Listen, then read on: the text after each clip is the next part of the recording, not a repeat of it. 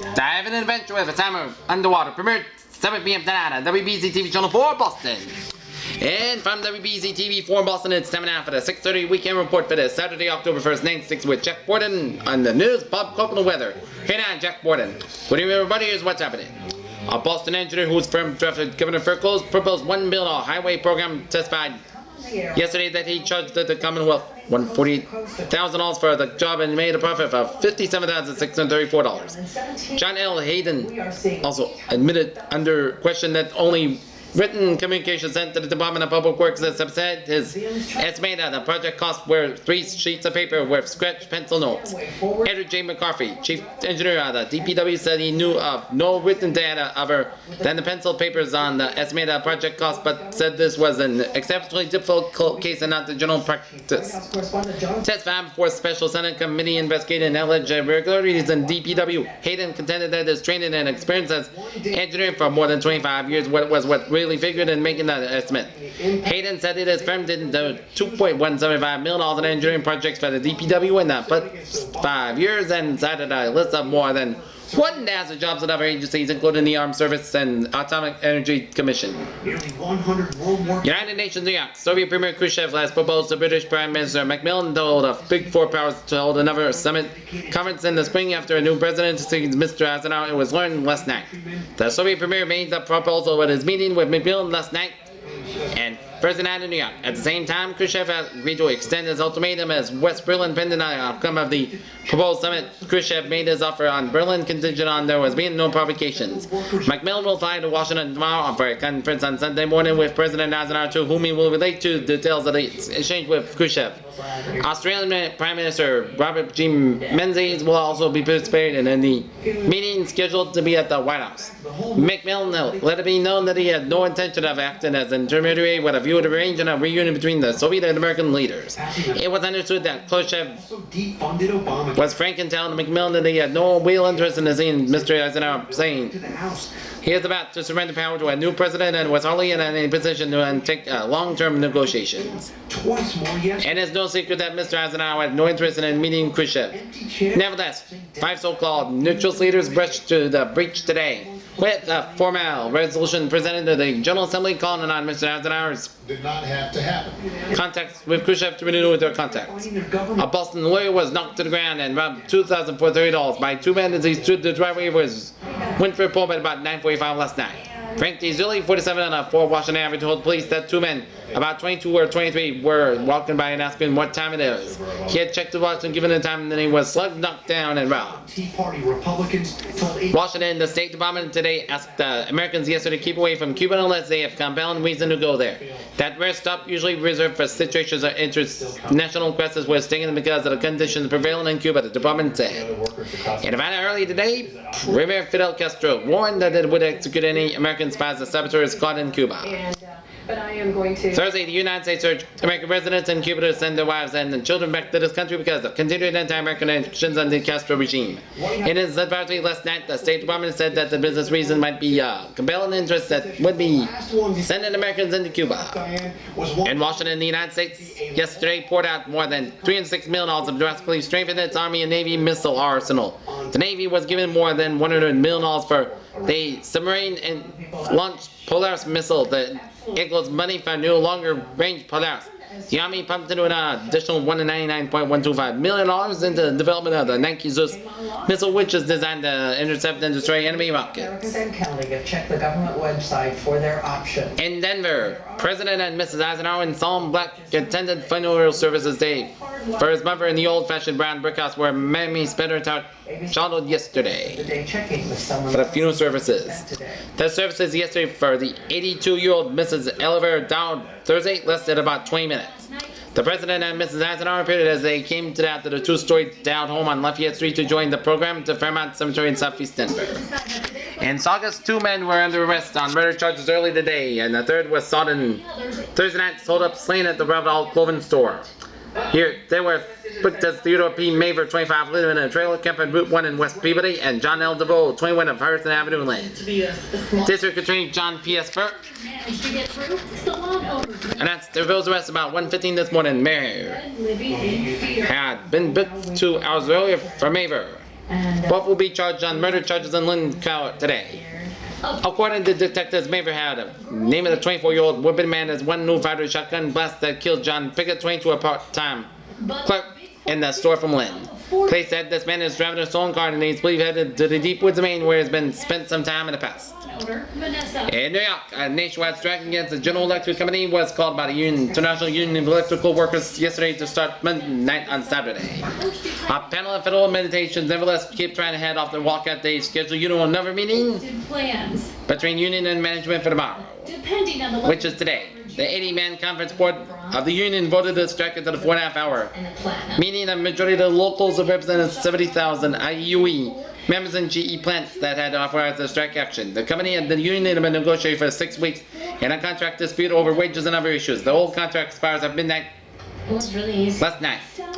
In London, Everett, Massachusetts, picket agreements were posted for union employees at the strike-threatened plants. Unless the strike is headed off, picket lines will start marching at 2 plants at 12:01 a.m. on Sunday. The first shift on Sunday is neutrally the third shift when starts at 11 p.m. and runs to 7 a.m. on Monday. An official to Lynn, Local 201 IUE, said picketing and assignments have been posted at union headquarters and others will be put up at the gates of the plants.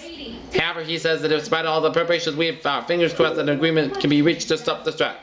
In Fitchburg, representatives of union and management at the small steam turbine division that were made in the office of Mayor George J. Bork to set ground rules for the strike which it begins. Some 800 employees at the Fitchburg plant are members of the IUE Local 286. And Hine is responsible for the monumental failure of the Churchill Station of Congress lies with Republican obstructionism.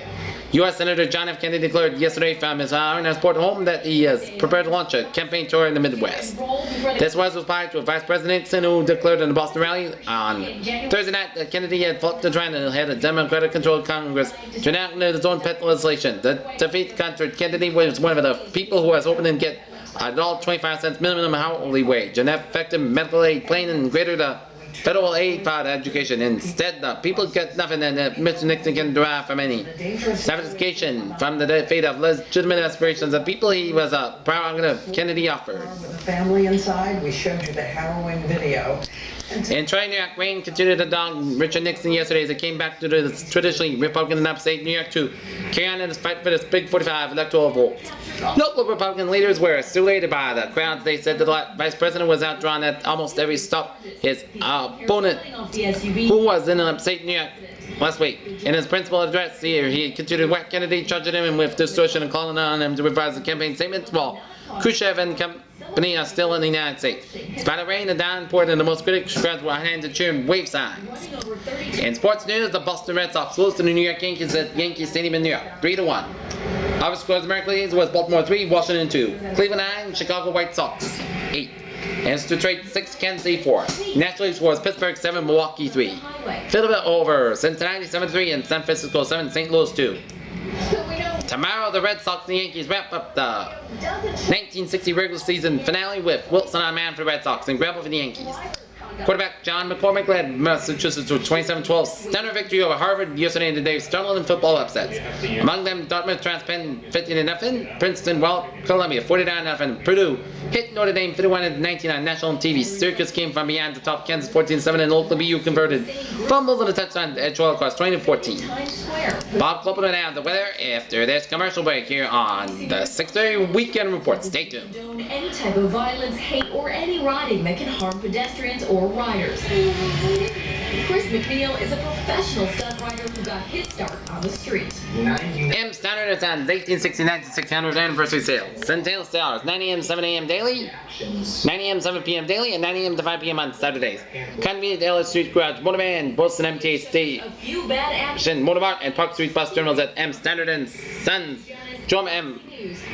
Murphy, President, at 162 Boston Street in Boston, HA 1900, 306 Main Street of Worcester, and 16 Stern Square in Springfield. But today we're also asking about prevention, specifically which women get the WBZ TV Channel and why. 4 in Boston presents Brings us the answer. the weather with In the Chinese Bob Copeland. what can happen if you eliminate breast cancer risks. I have heard of breast cancer, but Here's Bob Copeland.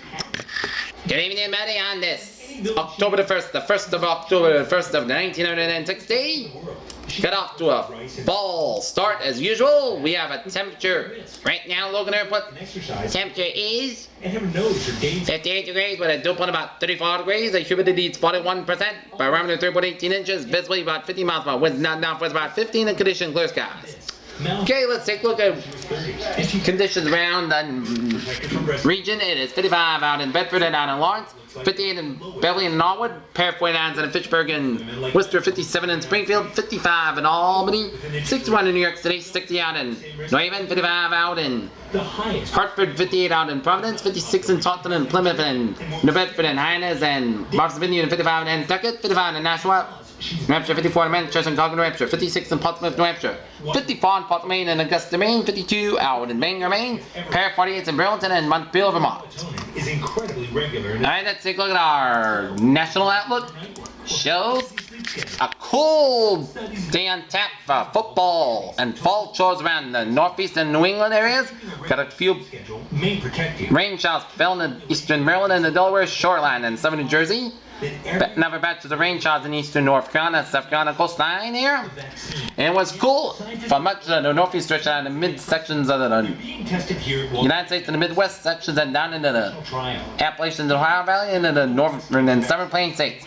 It was warm and humid for much of the southeast and the Gulf states and around Texas. Dry and warm in the southwest and pleasant in the northwest. In half. And it works like any dry vaccine works. and Delivering a small protein warm in the southwest. so the immune So, can learn to respond to it. Boston vicinity for tonight.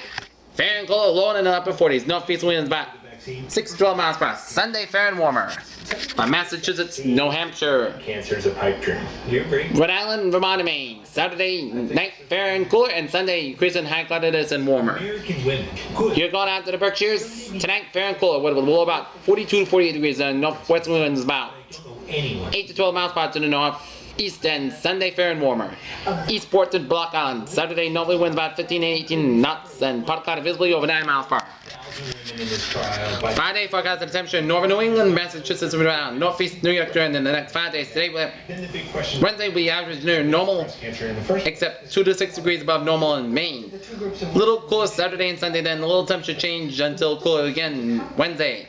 Some normals for the period: Boston 60, Worcester 55, Nantucket 57, Providence 57, Concord, New Hampshire 53, Brampton 54, Taunton 53, Eastport 52, Greenville 49, and Caribou 47. Learning to prevent, learning from others to reduce breast cancer in women here. All right, thanks. At Boston, normal maximum temperature 68, normal minimum 51, and precipitation will have total on the average of over 1.5 inches occurring as scattered showers ending early Saturday morning and rain ending Sunday night and Monday and a few showers on Tuesday. Battling the disease. Let's take a look at miniature almanac. Sunset 6:26 p.m. About breast. High tide 9:07 p.m. and turn on headlines about 6:56 p.m. And still. And it's on the state 17 years ago, back in October the 1st, 1943, which happened to be fallen on a Friday. United States 5th Army under General Mark Clark captured Naples and Italy. And that's gonna be it for the WBZ-TV 6:30 weekend report on a Saturday evening, October the 1st, 1960. I'm Jack Gordon alongside Bob Plumstead. You have a good evening, and we'll be back for the News at 11. Have a good evening.